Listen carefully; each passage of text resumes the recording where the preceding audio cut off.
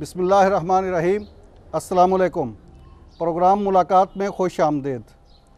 नाज़रीन, आज जिस शख्सियत से आपको मिलाने जा रहे हैं, इनकी शख्सियत के कई पहलू हैं।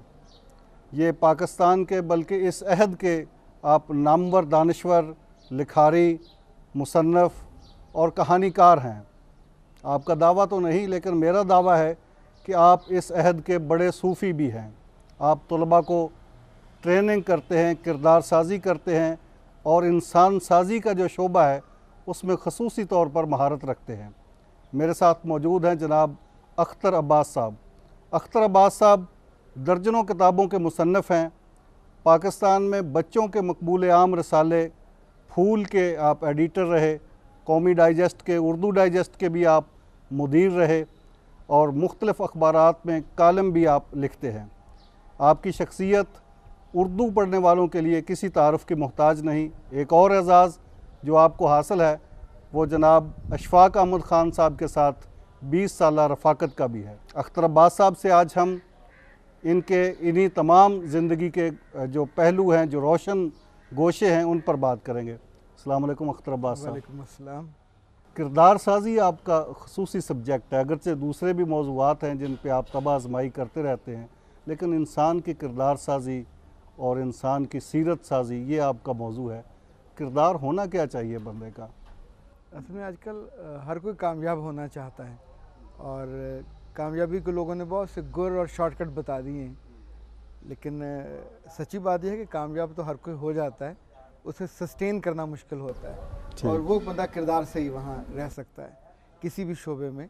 और किरदार एक यूँ समझें कि ऐसा फूल है जो दूर से किसी भी रंग का नज़र आएगा, खुशबू उसकी उसका पता देती है कि कितना असली है और कितना कागज़ी है। तो किरदार इंसान की पहचान है, किसी भी छोटी उम्र में हो, बड़ी उम्र में हो, असल खूबसूरती आपकी किरदार ही है जिससे आप किसी की निगाह में, किसी के दिल में, किसी की ज़िंदगी में रहते हैं। बच्चों की किरदार साजी आपका ख़ुसूसी तौर पे सब्जेक्ट है, तो बच्चों की किरदार साजी ज़िम्मेदारी किसकी है असल में? देखिए, अगर इस ब्लेम गेम में पड़ेंगे तो जिसका नाम आएगा वो तो नाराज़ हो जाएगा। बुनियादी तौर पर बच्चा जिसका होता है उसकी ज़िम्मेदारी है। बच्चा माँ बाप का है, उनकी भी ज़िम्मेदारी है। बच्चा जिस तालीमी इदारे में पढ़ता है उसकी भी ज़िम्मेदारी है। बच्चा जिस मुल्क को बिलोंग करता है, जिस सोसाइटी में है, उसकी भी उतनी ही ज़िम्मेदारी है। और जो अपनी ज़िम्मेदारी, ये लेयर्स हैं, जो ज़िम्मेदारी की लेयर एक टूटती है तो वहाँ से गोल हो जाता है और वहीं से वो जो सबसे वीक पॉइंट वहीं से आता है।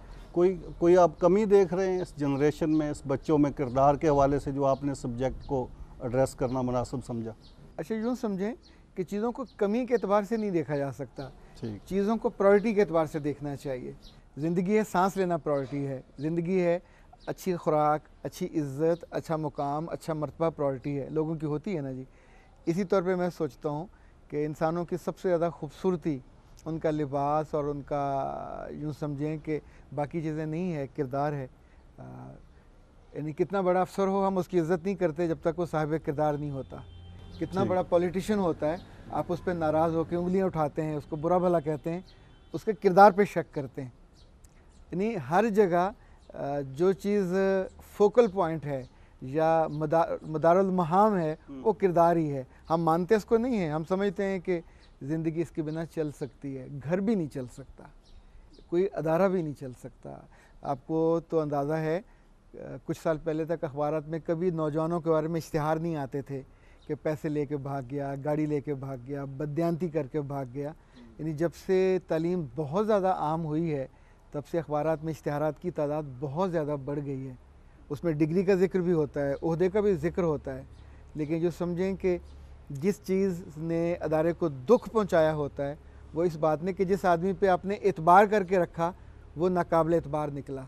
जिस बात का उसने आपको यकीन दिलाया था कि वो आपके साथ वफ़ादार होगा, वो बेवफा भी निकला और जाते जाते आपको धोखा भी दे के गया। तो जो किरदार में कमी है, उम्र के इब्तदाई हिस्से में हो, जवानी में हो या बुढ़ापे में, ये किसी जगह भी आपको बेइज्जत भी कराती है और लोगों को और जो आपसे मोहब्बत करते हैं सबको तकलीफ़ भी देती है। बेहतरीन किरदार साजी के लिए, बेहतरीन इंसान बनने के लिए क्या करना पड़ता है? अंदर से अच्छा होना चाहिए। अंदर से आपको सॉफ्ट एंड काइंड होना चाहिए। देखिए, अगर आपका रोल मॉडल मोहम्मद सल्लल्लाहु अलैहि वसल्लम है तो आपको उन जैसा बनना चाहिए। आपका रोल मॉडल उनके सहाबा हैं तो आपको उन जैसा बनना चाहिए। आपका रोल मॉडल हिटलर है तो उन जैसा बनना चाहिए।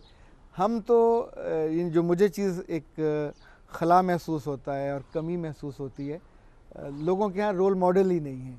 रोल मॉडल का तयन हुआ ही नहीं है। नहीं, कौन है रोल हम मॉडल? उसको करते ही नहीं है। ज़िंदगी हमारे साथ साथ गुजरती जाती है और हम 10, 20, 30, 40 साल के हो जाते हैं। पूछें कभी कि आपकी ज़िंदगी में सबसे ज़्यादा आप किसको चाहते हैं, मोहब्बत किससे की, तो किसी औरत का नाम आएगा, किसी रोल मॉडल का नाम नहीं आएगा।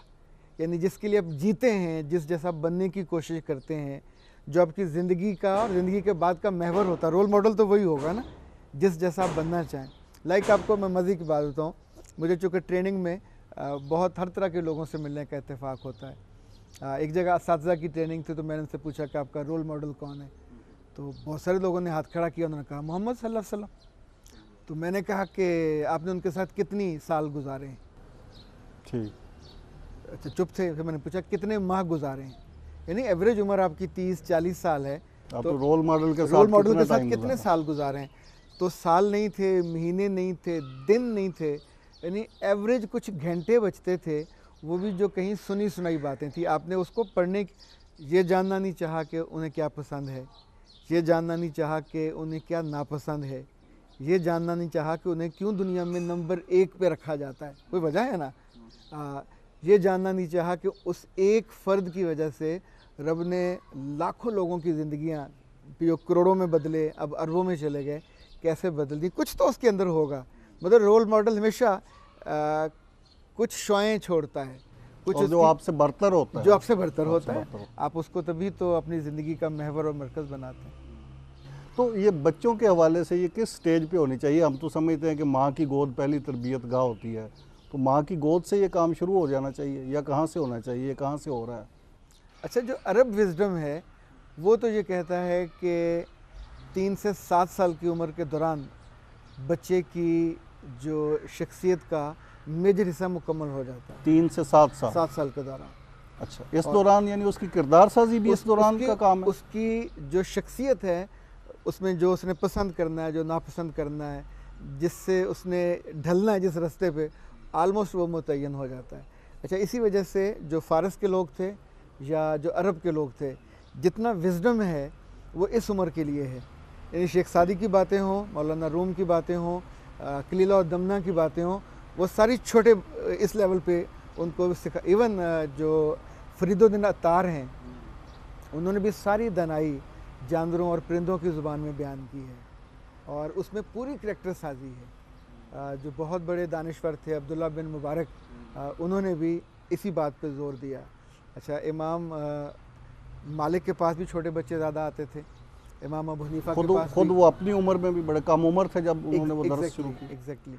तो जितने बड़े बादशाह गुजरे हैं, चाहे वो बनी उमैया के हों, अब्बास के हों या बाद के, ये अपने बच्चों को बड़े असातिज़ा के सुपुर्द करते थे, जिस वजह से उनके बच्चे सीखते थे, और जो बच्चे नहीं सीखते थे उनको बिल्कुल ख़ानदान में नापसंद किया जाता था।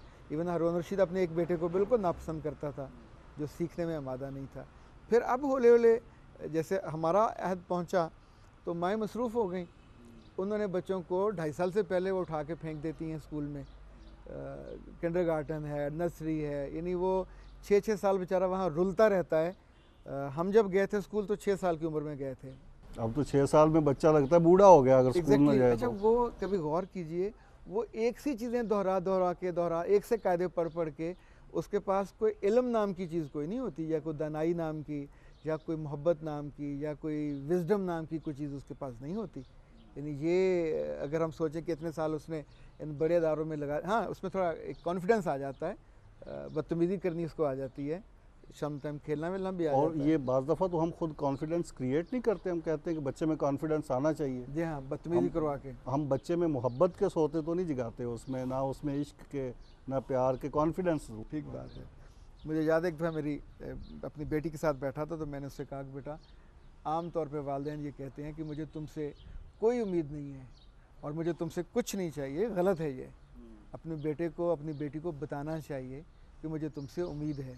देखिए, मैं उससे क्या उम्मीद करता हूँ, मुझसे वो मोहब्बत करे मेरी मौजूदगी में और गैर मौजूदगी में, वो मेरी बात को फॉलो करे मेरी मौजूदगी में और गैर मौजूदगी में, और जब मैं दुनिया में ना रहूँ तो मुझे याद करे और दुआ करके मेरे लिए एक सदका जारिया बनने की जो है लेजिटिमेट एक्सपेक्टेशन। एग्जैक्टली। तो अगर उसको हम बताते ही नहीं हैं तो ये जो जितने आपके बूढ़ों के घर भरते जा रहे हैं, और लोग अल्लाह माफ़ करे पिछले चंद दिनों में कितने सारे जालमाना वाक़यात इस तरह के हुए जो पहले से बढ़ गए हैं। तो आप एक सिर्फ दुनियादाराना ताल्लुक़ है, ये कोई दुकानदारी थोड़ी है, रिश्ते हैं बाबा, रिश्ते रब ने बनाए हैं, उल्फत के हैं, मोहब्बत के हैं, ये ज़िंदगी का हुस्न है, ये ज़िंदगी की मिठास है असल में। अच्छा अख्तर अब्बास साहब, हमारे यहाँ 3-4 मुख्तलिफ निज़ाम है, तालीम चल रहे हैं। मदरसे का निज़ाम है, स्कूल का निज़ाम है, फिर एलीट स्कूल का निज़ाम है, इंग्लिश मीडियम, उर्दू मीडियम। ये तो यहाँ पे तालीम तो वो जैसा आपने कहा 2-2.5 साल की उम्र में शुरू हो जाती है, तो किरदार साजी भी कहीं पे हो रही है इन तमाम जितने भी सेगमेंट हैं, ये निज़ाम है डिफरेंट, और इनमें एक मुख्तलिफ नौ बच्चे पैदा हो रहे हैं, तो ये क्या ठीक है सिस्टम? इसी तरह ही होता है? अच्छा, हमारे यहाँ एक अजीब सी बहस चल पड़ती है कि निज़ाम सारे इकट्ठे कर दिए जाएँ, ये नहीं हो सकता। निज़ाम मुल्कों में जैसे जैसे क्लासेस होती हैं वैसे ही चलते हैं, यानी ये जो तालीम है ये सोसाइटी की ज़रूरत के मुताबिक होती है। ठीक। और इसको आप सब पे जबरन एक टोपी नहीं पहना सकते। हाँ, अलबत्ता जो सोचने की चीज़ है और जिस पे गौर होना चाहिए कि जो बुनियादी तौर पे इन सब में कमी है, जो मदरसे का बच्चा है उसको बहुत आइडियल एक मुत्तकी और नेक बच्चा होना चाहिए, जिसकी आंखें पाकबाज हों, जिसकी निगाह बिल्कुल फरिश्तों जैसी हो, जिसका दिल ईमानतदार हो।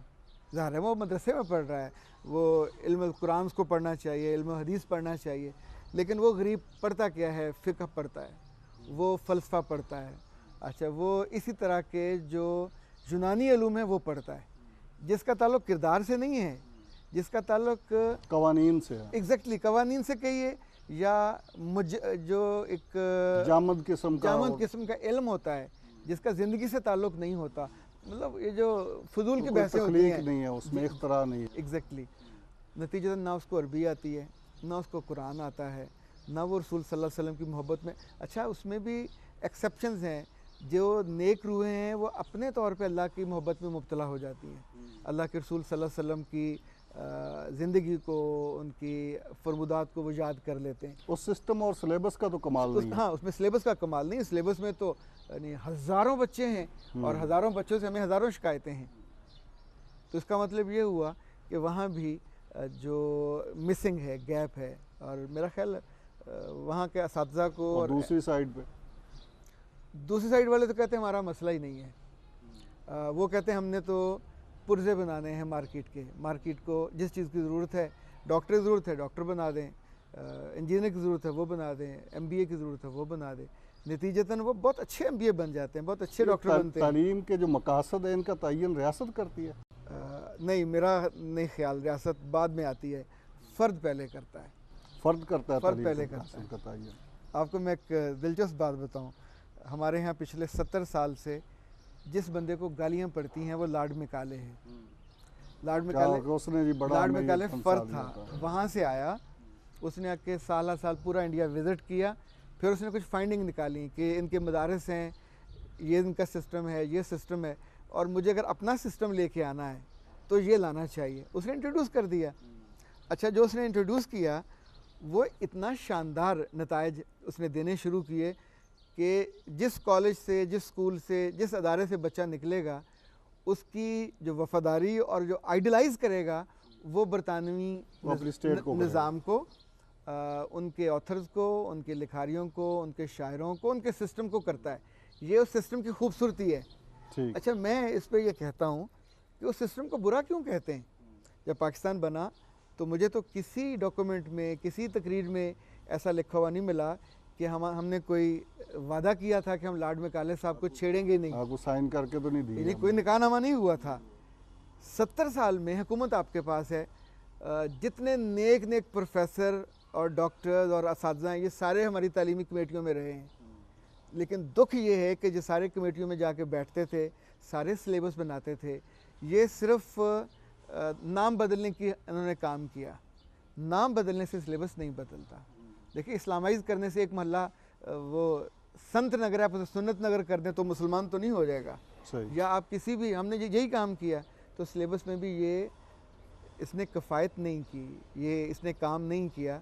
नतीजतन इस वक्त आपकी 105 यूनिवर्सिटियाँ हैं, उसमें मुसलमान असातिज़ा पढ़ाते हैं और किताबें यही इदारे उनको ख़रीदते हैं, पढ़वाते हैं, लेकिन जो end of the day result निकलता है वो हमारे वफ़ादार नहीं है। ना तो वो पाकिस्तान से मोहब्बत करते हैं, ना वो अल्लाह के महबूब हैं, ना अल्लाह के रसूल के, ना अल्लाह के बंदों के, ना अपने ख़ानदान के। इवन मैं तो कहता हूँ वो अपने भी नहीं हैं। उन्हें सिर्फ़ एक ही चीज़ अजीज़ है, बाई हुक एंड क्रोक, जितनी जल्दी हो जाए नौकरी मिल जाए, जितनी उम्दा नौकरी का तस्वर ये है उसमें काम ना करना पड़े। वही ज़्यादा अच्छा, उसमें कुछ किए बिना वो शॉर्टकट मार के आगे से आगे जाते जाएं, रिस्पॉन्सिबिलिटी कोई ना हो, इख्तियार बहुत हो और आमदन बहुत हो, ये कुल तस्वर है ज़िंदगी का। अच्छा, बच्चे और तालिब इल्म का जब जिक्र करें तो जो अल्टीमेट दूसरा लफ्ज़ ज़हन में आता है वो उस्ताद का आता है, और उस्ताद के बारे में आपका ही ख्याल है, बल्कि आपकी थ्योरी है वो, कि वो विनिंग लाइन पे पहुंचाने वाला बंदा होता है। उस्ताद के किरदार पे भी कुछ बात कर लें, लेकिन ब्रेक ले लें पहले। नाज़रीन, एक ब्रेक के बाद अख्तर अब्बास साहब से हमारी ये गुफ्तगू जारी रहेगी, हमारे साथ रहिए।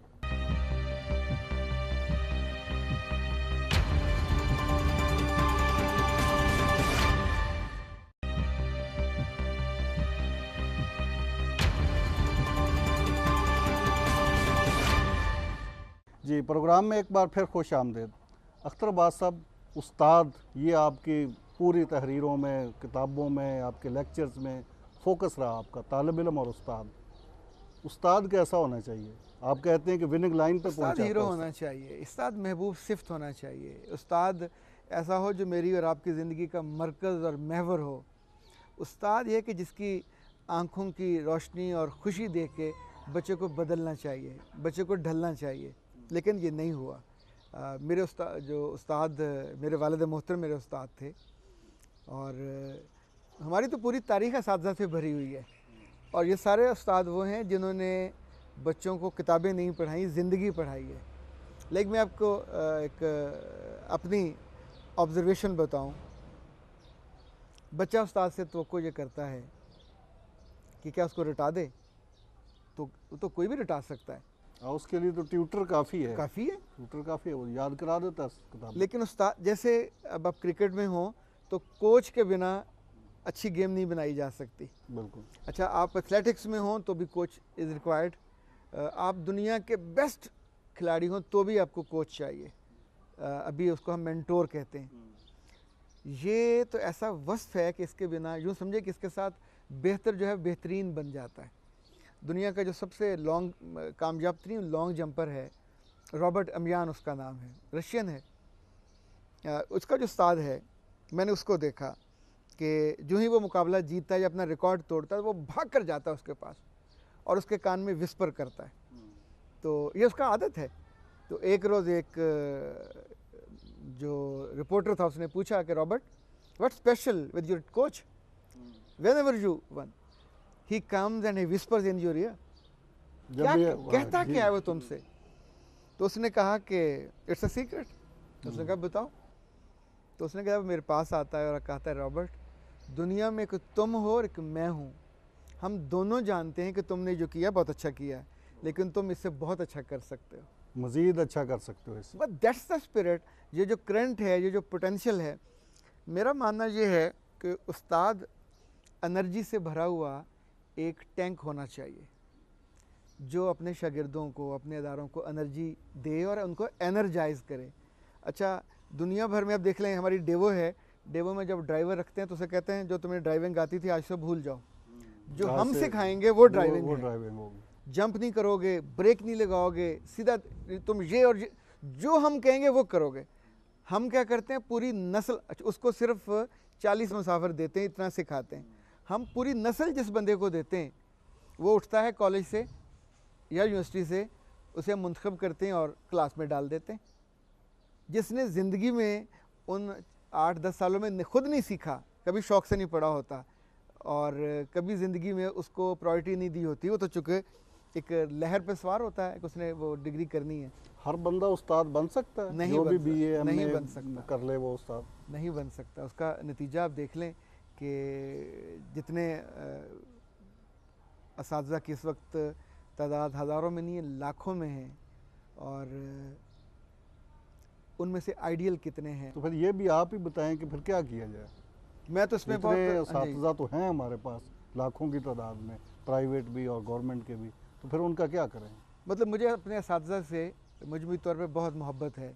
मैं सिर्फ उनसे एक सोचता हूँ कि अल्लाह करे उनके दिल में ये बात आ जाए कि जिस तरह बैंक के अकाउंट में आपके पास पैसे ना हों तो आप चेक नहीं दे सकते किसी को, जो देंगे बाउंस हो जाएगा, क्राइम होगा वो तो। अगर आपके दिल में पाकिस्तान से मोहब्बत नहीं है, आप बच्चे को नहीं दे सकते।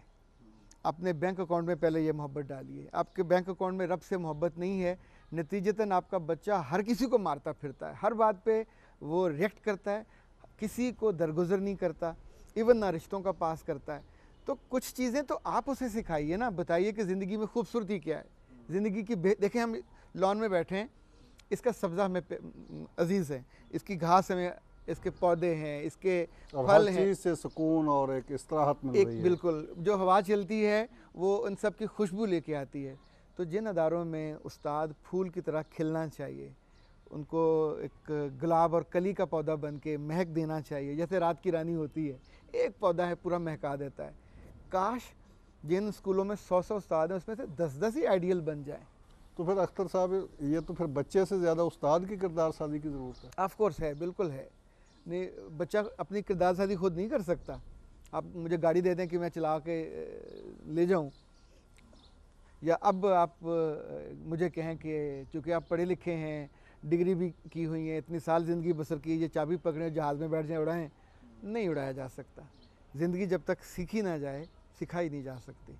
और जो करैक्टर साजी है जो बहुत नाजुक काम है। देखें इस वक्त उस्ताद पे लोग एतबार करना और कम कर दिया है। जो घरों में ट्यूटर थे पहले लोग उनकी रिस्पेक्ट करते थे, अभी हर वालिद और वालदा को ये डर है कि उनकी बच्ची के साथ कोई इशू ना हो जाए, वो लेके भाग ही ना जाए।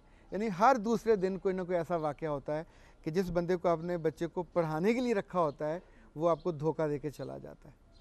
ऐसे जो वाक़यात हैं ये मदूद चंद नहीं हैं, बढ़ रहे हैं। और अक्लमंद सोसाइटी वो होती है जो इशारों को और होने वाले वाक़यात से देखती है, सोचती है, रुकती है और उसका हल निकालती है, उपाय करती है। हम उस पर आमादा नहीं होते। अच्छा, आप असातिज़ा की तरबियत एक अरसे से कर रहे हैं, अब उस तरफ पे आते हैं कि जो कर रहे हैं आप, उसका रिज़ल्ट क्या है। अभी हमने एक प्रोजेक्ट किया, इसमें कुछ 14,000 असातिज़ा की तरबियत की। ये गवर्नमेंट सेक्टर, ये गवर्नमेंट सेक्टर के थे, एक पूरे सूबे के थे। और जब हम ये ट्रेनिंग करने जा रहे थे तो यकीन माने कि अपने में ट्रेनर से कहता था कि मसला ये जो कंटेंट हम सीख रहे हैं इसका नहीं है, मसला उनको आमादा करने का है, इस बात पे राज़ी करना कि भाई ये कुछ हमारी अच्छा, मैंने सिर्फ उनको डरते डरते कहा कि मुमकिन है बाज़ अदारों में आपको दाखिल भी ना होने दें।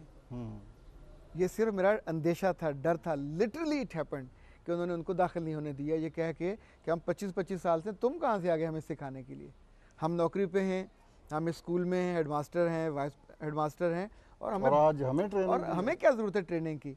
तो फिर इनको हमने एक शॉर्टकट बताया था कि मुमकिन है उनमें से कुछ मेहरबान लोग आपसे कहें कि ठीक है तुम्हारे पास 15 मिनट हैं, ये 20 मिनट हैं, बताओ तुम क्या हमें सिखाओगे।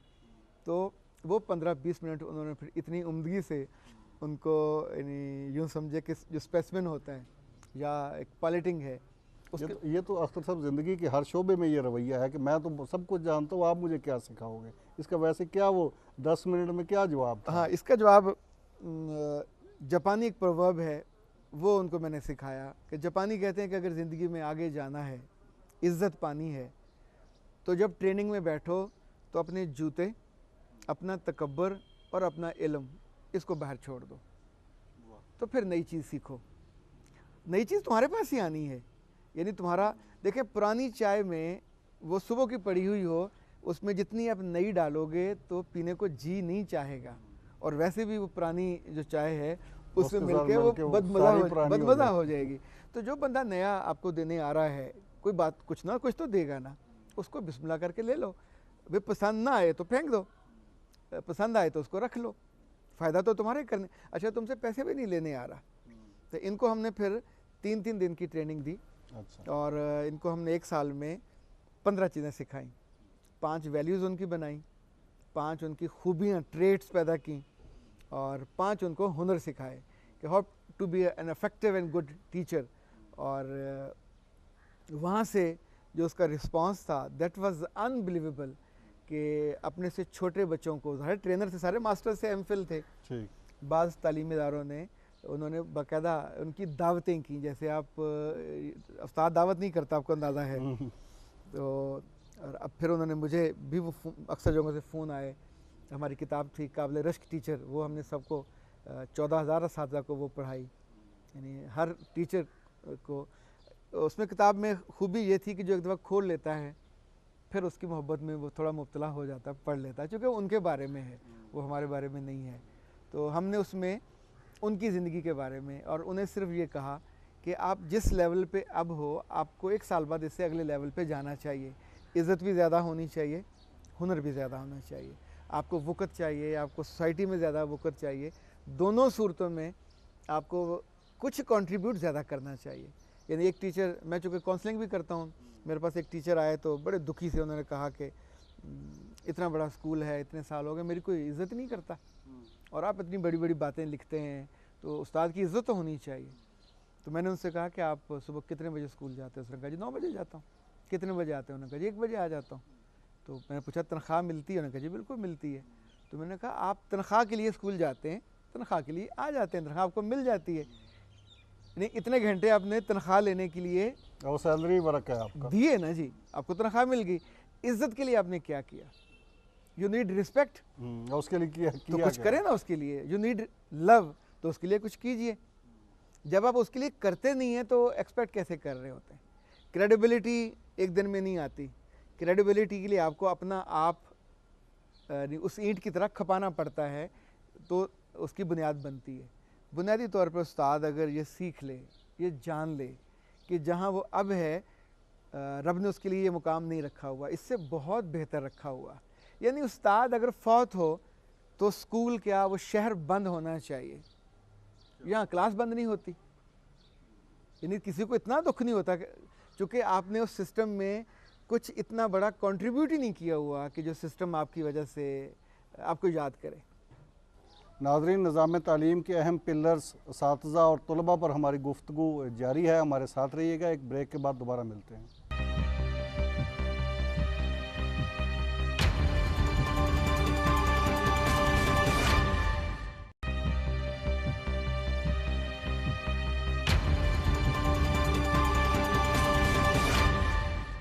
Welcome back.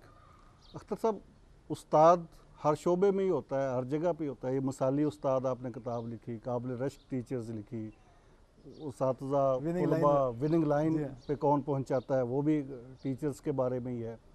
तो बाकी शोबों के हवाले से भी आपने कुछ काम किया ट्रेनिंग का? मैं बेसिकली तो HR प्रोफेशनल हूँ, नस से मैंने किया, और पिछले कोई 15 साल से मैं ट्रेनिंग में हूँ। तो मुख्तलिफ जो कॉर्पोरेट के इदारे हैं, मैनेजर्स की ट्रेनिंग करते हैं, वो लोग जो ज़िंदगी में आगे जाना चाहते हैं उनकी ट्रेनिंग करते हैं। मैं चूँकि पिछले 7 साल से पब्लिक सर्विस कमीशन का एडवाइज़र हूँ, तो ख़ास तौर पे वो बच्चे जो ज़िंदगी में आगे इज़्ज़त कमाना चाहते हैं और कुछ करके दिखाना चाहते हैं क्रिएटिव, उनके लिए मेंटोरिंग करता हूँ, काउंसलिंग करता हूँ। और फिर पिछले कुछ सालों से जब से पाकिस्तान में ये मसाइल बढ़े हैं, अदम टॉलरेंस का, अदम बर्दाश्त का, और बहुत सारे बाहम जो मसाइल बढ़े हैं, तो इसमें मैं गवर्नमेंट के साथ और कुछ और इदारों के साथ मिलके उन लोगों की ट्रेनिंग का अहतमाम करते हैं कि जिन पे इंतहा पसंदी ने गलबा पाया, जिनके ख़यालात ने। अच्छा, लोगों के ख़यालात को बदलना बज़ाहिर लगता बहुत मुश्किल काम है। अल्हम्दुलिल्लाह मैंने तो पिछले मुसलसल जितनी ट्रेनिंग्स की हैं, चूँकि उसमें अनपढ़ लोगों की भी की हैं, ख़वातीन की भी की हैं, पढ़े लिखे लोगों की भी की हैं, और इवन जो बोर्ड्स में पोजीशन लेने वाले हैं। अभी ये जो पिछले हमने 5 हफ्ते गुजारे, कोई 300 बच्चे वो जिन्होंने बोर्ड्स में पोजीशन ली, और गवर्नमेंट के पीफ स्कॉलर्स उन्हें कहा जाता है, ये बड़े चुने हुए बच्चे होते हैं, जीनियस। इनकी ट्रेनिंग्स की और कोशिश की कि इनको बेहतर इंसान बनने की तरफ। और देखिए, बेहतर इंसान बनेगा तो अपने लिए, अपने ख़ानदान के लिए, अपने मुल्क के लिए, और एंड ऑफ द डे पूरी इंसानियत के लिए वो फ़ायदा मंद होगा। अच्छा, इंतहा पसंदाना नज़रियात को भी चेंज किया जा सकता है? बिल्कुल किया जा सकता है, काउंसलिंग के ज़रिए? बिल्कुल, हमने तो किया, करके देखा। तो इंतहा पसंदी और दहशत गर्दी का जो इलाज हम बंदूक से कर रहे हैं, इससे ज़्यादा ज़रूरी नहीं कि काउंसलिंग के साथ किया जाए इसका इलाज? अच्छा, जिन लोगों का भी ख्याल है कि इंतहा पसंदी का इलाज बंदूक से हो सकता है, तारीख ये बताती है कि आज तक नहीं हुआ। बंदूक से हमेशा रद्देमल ज़्यादा होता है। देखें, जिसका आप यानी एक इसका मतलब बंदूक से तो फिर बढ़ती है बढ़ती है, जिसके आप एक मारोगे वो 2 मारेगा, जिसके आप 4 मारोगे वो आपके 14 मारेगा। कैसे रोक सकते हो? इंसान के अंदर गुस्सा जो है, और ये एक जिबिल्लत में है, नफ़रत जो है इंसानी जिबिल्लत में है, उसको रोकना, उसको टेम करना। जैसे हम जानवरों को पालतू बना लेते हैं, बदलते हैं ना जी, तोतों को बदल देते हैं, डॉल्फिन को शेरफन को पालतू कर लेते हैं। तो इंसान जिसके अंदर लोगों से नफ़रत होती है, हेट्रेड होता है, अब तो पूरा इल्म है NLP का, न्यूरो लिंग्विस्टिक, ये पूरा प्रोग्रामिंग है। आप पूरी की पूरी वो जो है कैसेट अंदर रखी वो बदल सकते हैं। लेकिन उसमें जो मैंने इस बीच में मुशाहिदा किया, अगर आप ख़ुद अंदर से नेक नीयत हैं, साफ़ नीयत हैं, और आप ये पैसे के लिए नहीं कर रहे और आप ये किसी को राज़ी करने के लिए नहीं कर रहे, तो रब आपके लफ्ज़ों में तासीर भर देता है। अच्छा, अगर आप ये नौकरी कर रहे हैं या आप किसी वो जो हमारा एक है ज़रब अज़ब के साथ वो एक वो जो प्लान है, नेशनल एक्शन प्लान। अच्छा, नेशनल एक्शन प्लान सोने जैसा हो सकता है अगर उसको इम्प्लीमेंट करते हुए आपकी रूह पूरी इसके साथ है, वरना वो मिट्टी का एक माधु है, उसको कुछ भी नहीं है। चीज़ें तो इंसानों ने करनी है। अच्छा, इस बीच में हमने जिन लोगों के साथ किया, उन ख़ित्तों के बारे में ये कहा जाता था कि ये दहशत गर्दों को पनाह देते हैं, हेवन्स हैं, उनके हेवन्स हैं। और यूँ समझें कि जैसे कि उनके स्पेसिफिक लफ्ज़ कहा जाता है कि ये उनके सपोर्टर्स भी हैं, और क्या कहते हैं उसको, फैसिलिटेटर्स हैं। अब देखिए, उन लोगों से मिले, 3-3 दिन वो मेरे साथ रहे, उनको जानने के बाद अंदाज़ा हुआ, जब आपकी ज़िंदगी में रब नहीं है आप कहीं भी गिर सकते हैं। जब आपकी ज़िंदगी में आपकी इज़्ज़त नफ्स का एहसास नहीं है, आप कोई भी बेइज़्ज़ता काम कर सकते हैं। जब आपकी ज़िंदगी में मोहब्बत नहीं है रिश्तों की, आप घटिया से घटिया काम पे गिर सकते हैं। हम अच्छे क्यों बनना चाहेंगे? या तो रब के लिए बनना चाहेंगे, रब के रसूल के लिए बनना चाहेंगे, अपने पेरेंट्स के लिए बनना। अच्छा, आपके ज़िंदगी से रिश्ते काट दिए, पीछे है ही नहीं है जो आपका इंतज़ार करे, आप धत्कारे हुए हैं, आपको आइसोलेटेड हैं, दुनिया आपसे नफ़रत करती है, तो नफ़रत करने वाला जो है वो तो नफ़रत का बम ज़्यादा ज़ोर से मारेगा आपको। अच्छा, ये जो हमारे यहाँ पर इंतहा पसंदी को फ़रोग़ मिला, इसके बैक पे यही है, लैक ऑफ मोहब्बत, रिश्तों की कमी, खुदा रब का ना होना ज़िंदगी में। ये देखें ना, जिस बंदे के दिल में रब की मोहब्बत है, वो कुछ और नहीं करेगा तो सॉफ्ट हो जाएगा, वो रब को नाराज़ करने वाला कोई काम नहीं करेगा। मैं आपको आसान सी मिसाल देता हूँ जो मेरी ज़िंदगी में हम जब गांव जाते थे तो हमारी दादी जो सूर है, पिग, इसका नाम नहीं लेती थी, कहती थी ये बारला है, बारला कहते हैं, ऊंधा है। और अच्छा, हमने बचपन से वही नाम सुना, फिर वो कहती थी हराम है, इसका नाम भी ज़हर है। अब अगर बड़े होके हमें कोई पैसे भी दे और कहे कि इसका बहुत अच्छा गोश्त कोरमा पका हुआ है, तो क्या कोई वो बच्चा सोच भी नहीं जाएगी, आप तसव्वुर भी नहीं कर सकते। अच्छा, उसकी चूँकि नफ़रत मेरी दादी ने, मेरी माँ ने पैदा की, वो जीन्स में आ गई। शराब के लिए नफ़रत पैदा नहीं की, ज़िना के लिए पैदा नहीं की, बदअहदी के लिए नहीं पैदा की, बददियानती के लिए नहीं पैदा की, गुस्से के लिए पैदा नहीं की, रिश्ते तोड़ने के लिए पैदा नहीं की। सो जिस जिस ख़ानदान में जो जो चीज़ें सिखाई गई, उनके बच्चों ने, देखा हम फ़ौज में हमेशा ख़ानदान ढूंढते हैं, अच्छा ख़ानदान, ऐसा ख़ानदान, उसमें जीन्स चल रहे होते हैं। बिज़नेस में हर बंदा बिज़नेसमैन नहीं बन सकता, जीन्स का मसला है। तो ये जिस ख़ानदान में जो चीज़ सिखाई जाती है, अगर कभी उस्ताद बच्चे से पूछ ले कि यार तेरा जो ख़ानदान आगे चलेगा, तो उसमें 1 2 3 कौन सी 3 खूबियाँ ऐसी डालेगा जो तेरे ख़ानदान में नहीं है, तो बच्चा सोचेगा तो सही ना। अच्छा, हमने कभी इस एंगल में सोचा ही नहीं है, और कभी ये सोच को सवाल ही नहीं उठाया, इस पे कभी उभारा ही नहीं है। मैं सिर्फ आपको 3 बातें, ये बुखारी की एक हदीस है, उसमें हज़रत अब्बास, इब्ने अब्बास, अल्लाह के रसूल के साथ कोई 13 साल के लड़के थे जब इन्होंने उनकी खिदमत की और इनको आपने दुआ दी। उन्होंने एक बात कही कि मिसाली उस्ताद के साथ 3 चीज़ें लाजिम हैं। बात करे तो दिल में उतर जाए, बात करे तो लोग हमतन गोश हों, जब बात में वज़न दम होगा तो होंगे ना, गोश होंगे। और जब आपसे इख्तलाफ किया जाए तो आसान रास्ता इख्तियार करो, आसान अमर इख्तियार करना, यह लाजिम में इख्तलाफ तो होता है। अच्छा, ये इतनी फिर कहा कि वो 3 बातों से भागते थे, रियाकारी से भागते थे, कमीना सिफ्त लोगों के साथ नहीं बैठते थे, और तीसरा वो ऐसा कोई काम नहीं करते थे जिससे उन्हें माजरत करनी पड़े। अच्छा, ये वो आदमी है जिसको रब ने 81 साल उम्र दी, और इनके घर का जो रास्ता था वो अक्सर चौक हो जाता था, इतने लोग आते थे इनसे सवाल पूछने के लिए। क्या बात, इतनी दुनिया आती थी। फिर ऐलान होता था जिसने कुरान का सवाल करना वो आगे आए, जिसने हदीस का, जिसने फ़िक़्ह का, जिसने ज़ाती मसाइल का। और अल्लाह के रसूल ने सिर्फ इनको एक दुआ दी थी कि ए मौला मैं इससे खुश हुआ। ये उनको उनके जूते भी पहनाते थे, उनको वज़ू भी कराते थे, और 12-13 साल की उम्र थी उस वक्त। तो जिस बात से वो खुश हुए, अल्लाह के रसूल ने कहा अब्दुल्ला मेरे साथ आओ, नमाज़ पढ़ो। तो उन्होंने नमाज नियत कर ली, ये साथ नहीं गए।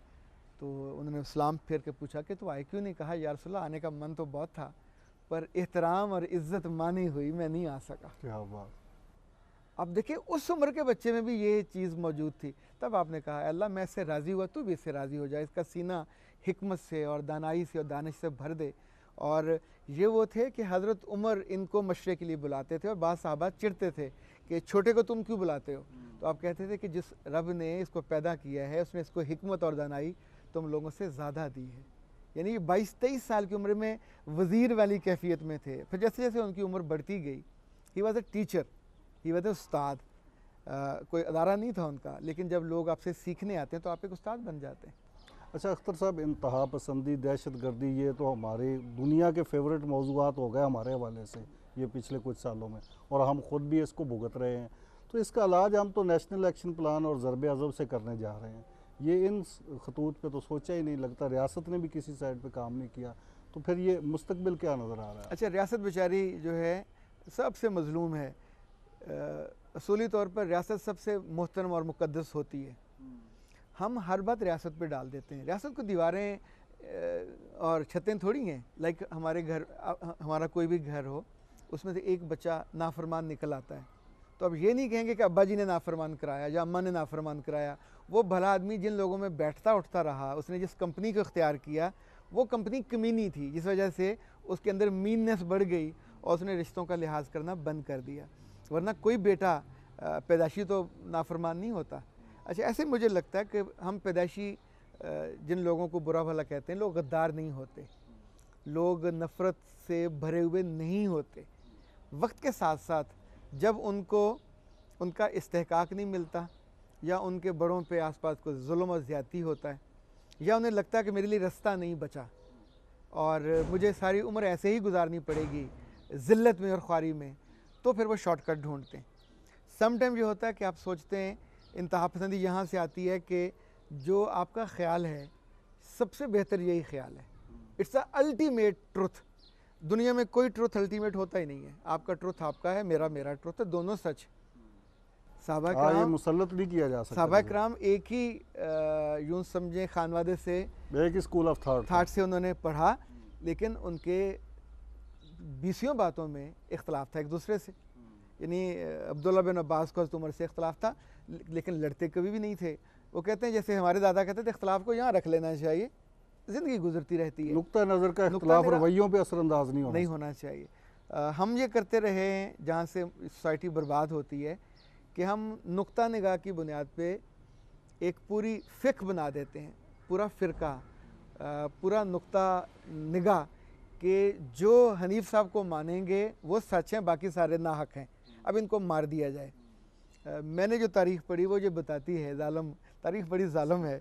वो कहती है कि तुम कभी अपने मुखालफों को जड़ से नहीं मार सकते, इसके बावजूद हम मारने पे तुले रहते हैं। इब्न खुल्दून कहता है मैंने 21 तहजीबों का मुताला किया है, उसमें हमेशा जो छोटे लोग थे, कम यूँ समझे तादाद में, लेकिन खूबियों में बढ़े हुए लोग थे, उन्होंने हमेशा बड़ी अक्सरियत को मग़लूब किया अपनी खूबियों की बुनियाद पे, अपने इल्म, तकवा, अपनी यानी एबिलिटी, अगर आपने मगलूब भी करना है तो अपनी खूबियों के बेस खूबियों के बुनियाद, खत्म नहीं किया डंडे जाता। के जोर पे, डंडे के जोर पे अगर कर सकते तो हिटलर साहब द बेस्ट, उससे अच्छी तो मेरा ख्याल उसने को 100 लाख बंदा तो कम से कम मारा। स्टालिन ने 15 करोड़ बंदे कहा जाता है कि उसके हाथों मरे। अमेरिका अब तक ने इन चंद सालों में हर मुल्क में 15-15 लाख बंदा मार चुका हुआ है। लेकिन क्या सब ने कलमा पढ़ लिया अमेरिका का? नहीं पढ़ा जा सकता। अब जब भी ये करते हैं, अच्छा जब से अमेरिका बहुत खुला डुला मुल्क था, लोग आते थे जाते थे, अब वहाँ जाते लोगों की बेइज्जती होती है, कपड़े उतरवाते हैं, चेकिंग करते हैं। हर बंदा बेइज्जती करवाने के बाद आपसे मोहब्बत कैसे करेगा? क्या हुआ? यानी जब आप किसी के घर जाएं तो वो दोनों हाथों से आपका इस्तकबाल करे, आप वीआईपी हों तो वापस आके आप, मुझे याद है हम एक बड़ी कंपनी के लिए हायरिंग कर रहे थे तो उसके सीईओ ने आके कहा कि gentleman only 7 seats we have, और जो बाहर लोग बैठे हैं 40 हैं, please make it a point कि जब वो वापस जाएं तो इस कंपनी को ड्रीम कंपनी सोच के जाएं। उन्हें ख्याल हो कि ज़िंदगी का सबसे बड़ा नुकसान उनका हो गया है, उन्हें यहाँ जॉब नहीं मिली। सो दे वर ट्रीटेड वीआईपी, उनको खाना, उनको चाय, उनको जहाँ बैठने का इंतज़ाम था, वहाँ टिशू भी थे, उनके साफ वाशरूम्स थे, everybody was bothering and caring. उनको किसी ने ये नहीं कहा, यहाँ एक मुल्तान रोड पे बड़ी फैक्ट्री है जिस पे एसी वेसी बनते हैं और बड़े बड़े, तो मेरी जो यूनिवर्सिटी का रास्ता था, मैं वहाँ से गुजर रहा था तो मैंने बकायदा गाड़ी रोकी। 19-20 लड़के जो इंजीनियर थे अपनी डिग्रियां लेके सर पे धूप में खड़े थे, यूं अंदर जाने की उनको इजाज़त नहीं थी कि बारी आएगी तो फिर अंदर जाएंगे। हाउ डेयर यार, you are disrespecting a person. फिर आप चाहते हो कि वो आके आपका लॉयल भी हो, आपसे मोहब्बत भी करे, आपके काम भी करे। डे 1 पे आपको करना चाहिए, उनसे मोहब्बत, उनकी रिस्पेक्ट करनी चाहिए। सो जिन मुल्कों ने ये नहीं किया उनसे मोहब्बत दुनिया में बढ़ी नहीं है। अमेरिका अकेला हुआ है। अमेरिका के हामी दुनिया में बढ़ तो नहीं गए, कम हुए हैं। अमेरिका से नफ़रत करने वाले लोग हमारे यहाँ बढ़े, यानी वो लोग जाके उसको मार रहे हैं, वहाँ हमले कर रहे हैं जिनके बारे में कभी सोचा भी नहीं जा सकता था। तो नफ़रत इज़ अ किलर।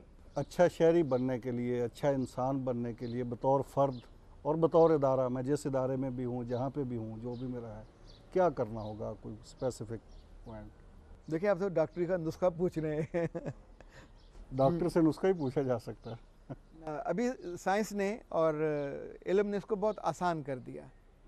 लाइक आपके पास जो कैमरा है उसका लेंस है, उस पर हर कंपनी का लेंस नहीं लग सकता। उसकी टांग एक टूट जाए तो आप एक बड़ी सी टांग ला के वहाँ नहीं लगा सकते, उसी साइज़ की चाहिए। इसे कहते हैं स्पेसिफिकेशन। मुझे लगता है कि हमें हर काम में बहुत स्पेसिफिक होना चाहिए। हमें हर बंदे को हर काम नहीं करना चाहिए। और हमें रिश्तों में भी स्पेसिफिक होना चाहिए। इवन रिश्ते ढूंढते हुए भी स्पेसिफिक होना चाहिए, और लोगों को जॉब पे रखते हुए, ये भी एक रिश्ता होता है। जापानी कहते हैं उम्र भर का रिश्ता। हमारे यहाँ 10 कंपनियाँ हैं जहाँ लोग दादे आए और पोते वहाँ काम कर रहे हैं। ये लंबा रिलेशन होता है। अगर अदारे लोगों की इज़्ज़त करें, अगर अदारे लोगों की ज़रूरत पूरी करें। पिछले दिनों मेरी एक एसएसपी साहब से मुलाकात हुई तो उन्होंने कहा कि मेरी जितनी तनख्वाह है सिर्फ आखिरी में 10 से 15 हज़ार का आखिरी हफ्ते में मुझे नुकसान होता है, यानी जो मैं डेफिसिट मुरा होता है जो पूरा। तो उसने कहा क्या सारी उम्र की इज़्ज़त, सारी उम्र का जो मेरा मर्तबा और मुकाम है, मैं उस 10-15 हज़ार के लिए बर्बाद कर दूं? मुझे वो मैनेज करना चाहिए। अच्छा, मैंने उनकी बात सुन के कहा कि अगर अदारे या हुकूमत इसको मैनेज कर दे तो और भी अच्छा है। यानी आखिरी हफ्ते ही मुश्किल होता है ना, उसी के लोग इधर उधर मारते हैं। हाँ। जब हम लोग रखें अदारों में, उनको बहुत क्लियर बताना चाहिए कि तुम टेक्नीशियन नहीं हो। लाइक आपके कैमरा मैन है, they are not technician, they are the human being. ये जितना अच्छा होगा, जितना सॉफ्ट, जितना हम्बल, जितना कर्टियस, ये जहाँ जहाँ जाएगा, बोलेगा, बैठेगा, जब पता चलेगा सच टीवी का है तो तारीफ उसकी नहीं होगी, अदारे की होगी। जिस जगह बैठ के ये अब्यूज़ करेगा या किसी पे रोब डालेगा और वो 2 रुपये का केला मुफ्त में खाने की कोशिश करेगा, तो नतीजतन बेइज्जती उसकी नहीं होगी, अदारे की होगी कि कैसा भूखा नंगा अदारा है। जर्नलिस्ट जितने बाइज़्ज़त थे अब नहीं उतने। अदारों में और सोसाइटी में उनका जो रिस्पेक्ट लेवल बहुत नीचे आया है, और हमें जर्नलिस्टों को भी बताना चाहिए। हमें टीवी के जो काम करने वाले, इनको भी बताना चाहिए कि हम सारी दुनिया को पढ़ाते हैं और बताते हैं, बड़ी बड़ी वाजें करते हैं, तो लोग दे हैव द राइट कि वो आपको जज करें। आप कब मुस्कुराते हैं, कब रोते हैं, कब हंसते हैं, कब खाते हैं, कब पीते हैं, कब गाली निकालते हैं, कब झूठ बोलते हैं, लोग आपको जज करते हैं। They have the right. So जब आपको पता है आपके साथ ये होना है तो पहले केयरफुल हो जाना चाहिए। आप नावल लिखते हैं, अफसाने लिखते हैं, कहानियाँ लिखते हैं, ये नाज़िल होती हैं, कस्बी हैं, फैज़ी हैं या अताई हैं? देखिए, जब आप अच्छे लोगों के साथ होते हैं तो अच्छी कैफियत आती है, अच्छा खाना खाते हैं तो यू फील गुड। जो पढ़ता नहीं है उसका कुछ नहीं बनता। यानी जब आप पढ़ते हैं तो ऐसे ही है जैसे हांडी तैयार होती है, हांडी में आप प्याज भी डालते हैं, कीमा भी डालते हैं, टमाटर भी डालते हैं, फिर उसको धीमी सी आंच चाहिए होती है, लेकिन सबसे अहम जो उसमें मसाला आप अपनी मर्ज़ी का डालते हैं। बुनियादी तौर पे जो राइटर है और सहाफ़ी में बहुत बड़ा बुनियादी फ़र्क है। सहाफ़ी जो देखता है वो कमेंट्री कर देता है तो वो सहाफ़ी कहलाता है। कमेंटेटर है वो मैच की बहुत शानदार रनिंग कमेंट्री करता है तो उसको रनिंग कमेंट्री या मुबस्सर कहा जाता है, उनको कभी राइटर नहीं कहा जाता। राइटर से तवक्को होती है कोई जेन्युइन बात कहे, जेन्युइन बात ऐसी जो उसके मन से निकले, जो लोगों की, एक ज़माना था लोग सेक्स पे लिखते थे, एक ज़माना था लोग सक्सेस पे लिखते थे।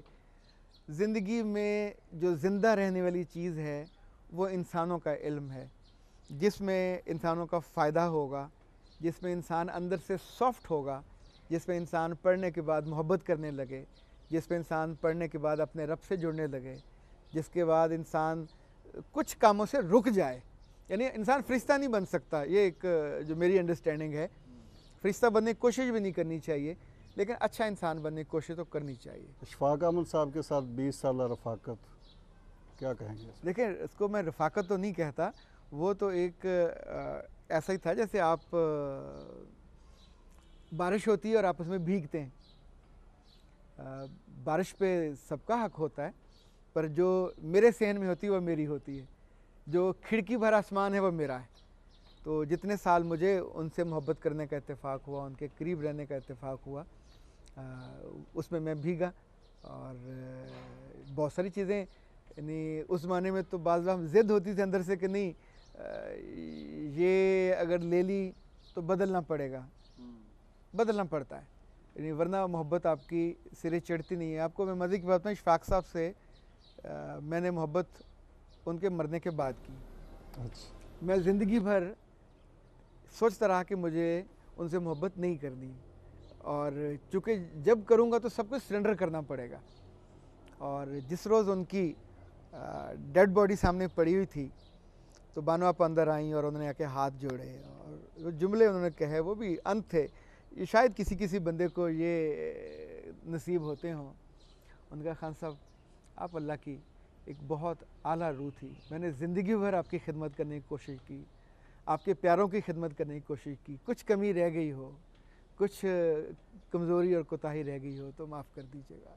सर, ये जुमला आम इंसान के ज़ुबान से नहीं निकल सकता, ये उससे निकलता है जिससे आप बेपनाह मोहब्बत करते हो। बानो आपा ने सारी उम्र उनके साथ मोहब्बत ही की, उन खुद इतनी बड़ी राइटर होने के बावजूद उसने सरेंडर कर दिया। मतलब मैंने इशफाक साहब से एक जो बात सीखी, आखिरी उम्र में आखिरी साल तो उनका था और उनसे खड़ा नहीं हुआ जाता था, खड़े होते थे तो उनका पाँव सूज जाता था। सर 3-3 घंटे फिरोज पे जाके खड़े होके किताबें ढूंढते थे और करते जाते थे। जो बंदा खुद इल्म का एक बहता हुआ, चलें हम दरिया नहीं कहते, एक अच्छा खासा खूबसूरत ताज़ा नदी थी, उसे भी ये इल्म था कि इस नदी में ताज़ा पानी नहीं आएगा तो पानी की जो क्वालिटी है वो मुतासर होगी। बहुत शुक्रिया सर।